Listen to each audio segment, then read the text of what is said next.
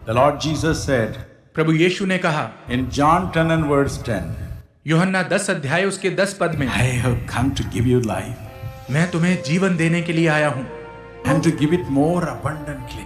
और बहुतायत का जीवन देने के लिए आया हूँ। I'm going to give you life which will overflow in you. मैं तुम्हें वो जीवन दूंगा जो तुम्हारे अंदर से उमड़ेगा। How it is possible? यह कैसे संभव है?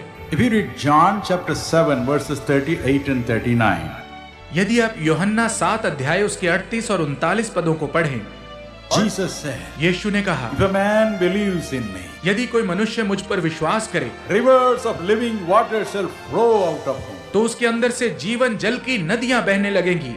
From him life will flow to other people. उसके अंदर से जीवन बहकर दूसरे लोगों तक पहुंचेगा। It will fill him and it will overflow to other people. यह उसे भर देगा और उसके अंदर से उमड़कर दूसरे लोगों तक पहुंचेगा। And the Bible gives an explanation for that. और बाइबल इसकी एक व्याख्या देती है। It says he mentioned about the Holy Spirit that he is going to give to his people.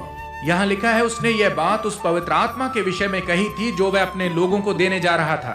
When you receive life from God, जब आप परमेश्वर से जीवन को पाते हैं, when you get eternal life from God, जब आप परमेश्वर से अनंत जीवन को पाते हैं, you know that you are going to heaven. तो आप जानते हैं कि आप स्वर्ग जाएंगे। With that you can live a satisfied life. और यह जानते हुए आप एक संतुष्ट जीवन बिता सकते हैं। But God says, लेकिन परमेश्वर कहता my है, son, until you come to heaven, मेरे बेटे जब तक तू स्वर्ग नहीं आता, until you come and be with me, जब तक तू आकर मेरे पास नहीं रहता, I want this life to overflow from you to other people. मैं चाहता हूँ कि यह जीवन तेरे अंदर से उमड़कर दूसरे लोगों तक पहुँचे। God is a God who wants to give us everything richly. परमेश्वर वह परमेश्वर है जो हमें सब चीजें बहुतायत के साथ देना चाहता है। 1 Timothy 6:17 tells us so. पहला तिमुथियुस 6 अध्याय उसका 17 पद हमें यही He बताता wants to है। give everything to us richly in abundance. वह हमें सब कुछ भरपूरी के साथ और बहुतायत के साथ देना चाहता है। That's why he says, I will give you the river of life. इसीलिए वह कहता है, मैं तुम्हें जीवन जल की नदियां दूंगा। I will give you my Holy Spirit. मैं तुम्हें अपना पवित्र आत्मा दूंगा। It will bring you abundant life. और यह तुम्हें बहुतायत का जीवन देगा। Life and abundant life. जीवन और बहुतायत का जीवन। Yesterday I told you about my search for God. कल मैं आपको परमेश्वर की मेरी खोज के विषय में बता रहा था। I was searching after God. मैं परमेश्वर की खोज में था। 7 years I was crying to God. 7 साल तक मैं परमेश्वर को पुकारता रहा। I want to see you. मैं तुझे देखना चाहता हूँ। I want to talk to you. मैं तुझसे बात करना चाहता हूँ। I want to listen to your voice. मैं तेरी आवाज सुनना चाहता हूँ। Yesterday you saw me talking to God. कल आपने मुझे परमेश्वर से बात करते देखा। You saw how I could discern the hearts of the people when they came to the platform. आपने देखा जब लोग मंच पर आए तो कैसे मैं उनके दिल की बात को समझ पा रहा था। When one sister came and told her name, जब एक बहन ने आकर अपना नाम बताया, I said, Sister, the Holy Spirit says you were here yesterday. मैंने कहा, बहन पवित्र आत्मा मुझे बता रहा है कि कल आप यहाँ पर थी। Yesterday your name was called out. कल आपका नाम पुकारा गया, You didn't come. लेकिन आप आगे नहीं आई। And she said, Yes. उन्होंने कहा, हाँ।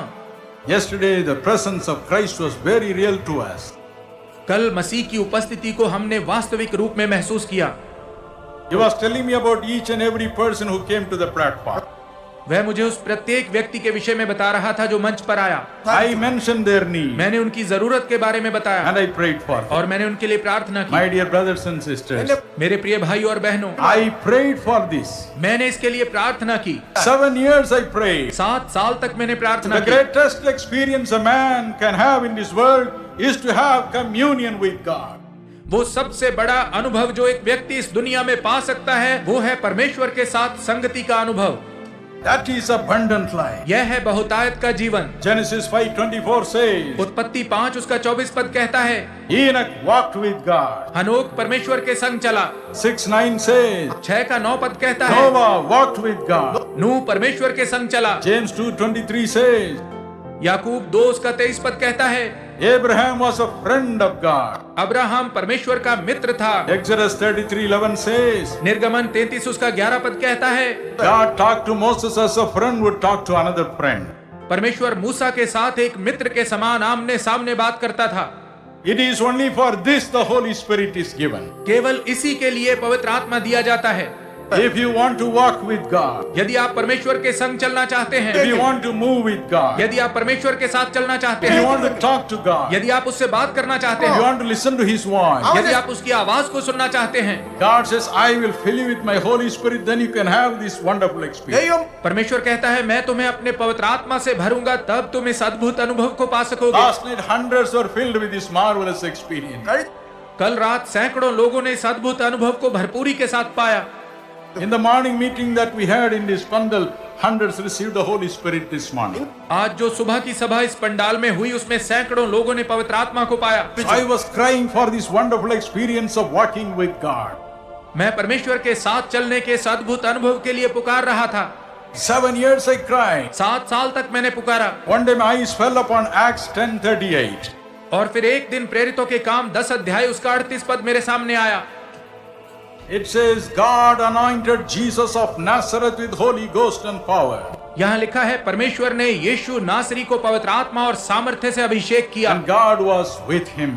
और परमेश्वर उसके साथ था। And God was with him. और परमेश्वर उसके साथ था। I said, Oh God, मैंने कहा हे परमेश्वर, Jesus Christ is the Son of God. यीशु मसीह परमेश्वर का पुत्र है। If he needed the Holy Ghost and power, यदि उसे पवित्र आत्मा और सामर्थ्य की आवश्यकता थी, how much more an useless pig like me must have the Holy Spirit and तो power. मेरे जैसे एक सुअर के समान निकम्मे व्यक्ति को इस सामर्थ्य और पवित्र आत्मा को पाने की कितनी आवश्यकता है। Give me the Holy Spirit or I die.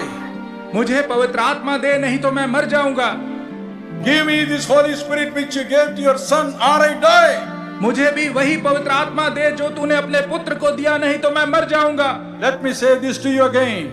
मैं आपसे फिर ये बात कहता हूँ, Never expect any great spiritual blessing from God unless you are serious about it. Unless you are willing to die for it. Unless you are willing to pay a price for it. परमेश्वर से तब तक कोई भी महान आत्मिक आशीष पाने की आशा ना रखें जब तक आप इसके बारे में गंभीर नहीं हैं, इसके लिए मरने को तैयार नहीं हैं और इसके लिए कोई भी कीमत चुकाने को तैयार नहीं है। Never. कभी नहीं। On the 9th October 62, 9 अक्टूबर 1962 के दिन I prayed like this. मैंने यह कहकर प्रार्थना It की। was night 12 o'clock. रात के 12 बज रहे थे। I prayed to Jesus. मैंने यीशु से प्रार्थना की, Lord, I have prayed for 7 years. प्रभु मैंने 7 साल तक प्रार्थना की है, You do not care to listen to my cry. लेकिन तूने मेरी पुकार सुनने की परवाह नहीं की। Give me this marvelous experience of filling with the Holy Spirit and seeing you. मुझे पवित्र आत्मा से परिपूर्ण होने और तेरा दर्शन पाने का यह अद्भुत अनुभव दे, Or take away my life. नहीं तो मेरा प्राण ले ले। I had an excellent job in the bank. Bank में मेरे पास एक बहुत अच्छी नौकरी थी, I had a wonderful wife. बहुत अच्छी पत्नी थी। Just then my son Paul was born. उसी समय मेरे बेटे पॉल का जन्म हुआ था, None of these things could satisfy me. लेकिन इनमें से कोई भी बात मुझे संतुष्ट नहीं कर पा रही I थी। wanted only Jesus. मुझे केवल यीशु चाहिए था। You must have that cry in your heart. आपके हृदय में यह पुकार होनी चाहिए। Next day came. अगला दिन हुआ। It was 9:30 in the night when I came back from the bank. रात के 9:30 बजे मैं बैंक से वापस आया। 10:15 we knelt down for prayer. 10:15 बजे हम प्रार्थना के लिए बैठ गए। Simple family prayer. साधारण सी पारिवारिक प्रार्थना। My father and mother were with me. मेरे माता पिता मेरे साथ थे। A dear pastor and his wife were with me. एक प्रिय पासवान और उनकी पत्नी हमारे साथ थे। Just a small prayer we wanted to say and go to bed. हम बस छोटी सी प्रार्थना करके सो जाना चाहते थे, God chose that moment लेकिन परमेश्वर ने उस पल को चुना and the presence of God came. और परमेश्वर की उपस्थिति वहां पर I आई। saw Jesus. मैंने यीशु को देखा। 3 hours I saw him. 3 घंटे तक मैं उसे देखता रहा। He told me, son, उसने मुझसे कहा, बेटे, because you sought me diligently, क्योंकि तूने मन से मेरी खोज की है, I have come in person to bless you. मैं व्यक्तिगत रीति से तुझे आशीष देने के लिए आया हूँ। 3 hours I talked to him and he talked to me. 3 घंटे तक मैंने उससे बात की और उसने मुझसे बात की। I can never forget that experience. उस अनुभव को मैं कभी नहीं भूल सकता। Finally he told me, अंत में उसने मुझसे कहा, I am filling you with my spirit of compassion. मैं तुझे अपने करुणा के आत्मा से परिपूर्ण कर रहा हूँ। When I was in this world, जब मैं इस संसार में था, when I saw the broken-hearted people, जब मैंने टूटे मन के लोगों को देखा, when I saw the sick people, जब मैंने बीमार लोगों को देखा, I was moved with compassion. तो मैंने उन पर तरस खाया, It is my compassion that compelled me to perform miracles for them. और मेरे तरस ने ही मुझे उनके लिए चमत्कार करने के लिए मजबूर किया। It is that spirit I am giving you. और वही आत्मा मैं तुम्हें दे रहा हूँ। It is that spirit of compassion I give you. तरस का वही आत्मा मैं तुझे देता हूँ। From that day my stony heart changed. उस दिन से मेरा कठोर हृदय बदल गया। When somebody comes and tells me about their problem, my heart melts within me. जब कोई आकर मुझे अपनी समस्या के बारे में बताता है तो मेरा हृदय सुनकर पिघल जाता है। My dear brothers and sisters, मेरे प्रिय भाई और बहनों, it is this compassion that makes my prayer useful.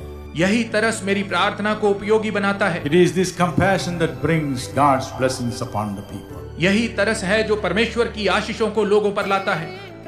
2 Corinthians chapter 5 and verse 14 says, दूसरा कुरिन्थियों 5 अध्याय उसका 14 पद कहता है, the Bible says, बाइबल कहती है, the love of Jesus Christ constrains me. यीशु मसीह का लहू मुझे विवश कर देता है। It is this compassion that makes us work for Jesus. यह तरस ही है जो हमें यीशु मसीह के लिए काम करने की प्रेरणा देता है। It is this compassion that makes us cry for the people. यह तरस ही है जो हमें लोगों के लिए पुकारने की प्रेरणा देता है। Whether somebody comes to me in person, चाहे कोई व्यक्ति स्वयं आकर मुझे मिले, or whether somebody calls me over the phone, चाहे कोई व्यक्ति मुझे फोन करे, or whether somebody writes a letter to me, चाहे कोई व्यक्ति मुझे पत्र लिखकर बताए, when I read their sorrows, जब मैं उनके दुखों के बारे में पढ़ता हूँ, when I read about their agony, और उनकी वेदना के बारे में पढ़ता हूँ, I cry. मैं रोता हूँ। These tears come to me because of the compassion of Jesus. मेरी आंखों में ये आंसू यीशु के तरस के कारण ही आते हैं। My dear brothers and sisters, मेरे प्रिय भाई और बहनों, when you receive this great compassion in your soul, जब आप इस महान तरस को अपनी आत्मा में ग्रहण करेंगे, when you receive this spirit of compassion in your soul, जब आप तरस के इस आत्मा को अपनी आत्मा में ग्रहण करेंगे, God's abundant life will flow out of you. तो परमेश्वर का बहुतायत का जीवन आप में से बहेगा। The man whom you touch shall be healed. जिस व्यक्ति को आप छुएंगे वो चंगा हो जाएगा। When you enter a home, that home shall be blessed. जिस घर में आप प्रवेश करेंगे वो घर आशीष पाएगा। When you bless a man, he will be blessed. जब आप किसी व्यक्ति को आशीष देंगे वो आशीष पाएगा। Whatever you say will come to pass. जो भी आप कहेंगे वो पूरा होगा। Yes, I went through great sorrow before getting this wonderful experience of the Holy Spirit. हाँ, पवित्र आत्मा के इस अद्भुत अनुभव को पाने से पहले मैं बहुत शोक में से गुजरा, But still, लेकिन तो भी it's worth. यह व्यर्थ नहीं था। Are you going through problems today? क्या आज आप समस्याओं का सामना कर रहे हैं? Cry for the Holy Spirit. पवित्र आत्मा के लिए पुकारें। Our loving Heavenly Father, हमारे प्रेमी स्वर्गीय पिताजी, we commit everyone who is watching this program in your hands. हम हर एक उस व्यक्ति को जो इस कार्यक्रम को देख रहे हैं आपके हाथ में रखते हैं। You are a loving God आप एक प्रेमी परमेश्वर हैं and also a living God. और वैसे ही आप एक जीवित परमेश्वर हैं। You want to move in our families and bless everyone who wants to have you with them.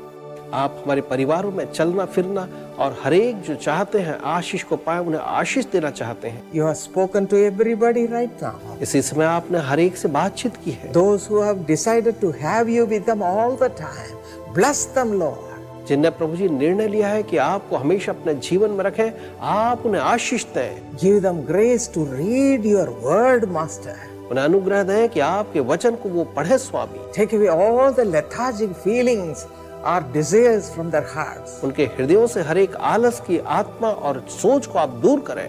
As you are faithful, let them also be faithful to seek your face through the Bible, through the word of God. जैसे आप सच्चे और विश्वास योग्य हैं, उन्हें भी सच्चा विश्वास योग्य बनाएं कि आपके चेहरे को परमेश्वर के वचन के द्वारा से देखने के लिए ललायित हों। Give them this grace to each and everyone who is watching this program. हर एक जो इस कार्यक्रम को देख रहे पिता, उन्हें यह हर एक उस व्यक्ति को यह अनुग्रह दें। Let them enjoy the presence of God. वे परमेश्वर की उपस्थिति का आनंद लेने पाएं। Give them good health, 100% good health. उन्हें 100% अच्छा स्वास्थ्य। Hallelujah. Hallelujah. Let them feel the presence of God even now as they look unto you, O Father. इस समय जब वो आपकी ओर निहारते प्रभु जी, वे परमेश्वर की उपस्थिति का अनुभव करने पाए। Touch all the young people. हर एक जवान को छुए, Bring them also closer to you. उन्हें भी अपने करीब ले आते। Right now, let them receive all the miracles. इसी समय वो हर एक चमत्कार को प्राप्त करें। When they claim the promises of God, जब वे परमेश्वर की प्रतिज्ञाओं का दावा fill करें, them with all the blessings you have given to them. हर एक आशीषों से जो आपने उन्हें दी है भर दे। Let their home be a sweet home उनका घर जो है एक सुखी घर हो, by having you all the time with them. जब वे आपको अपने साथ साथ हमेशा बनाए रखें। Touch everyone. हर एक को छूने Let them be blessed abundant. और वे बहुतायत से आशीषित हो। In Jesus' name we pray. यीशु के नाम में हम प्रार्थना मांगते हैं। Amen. आमीन। Amen.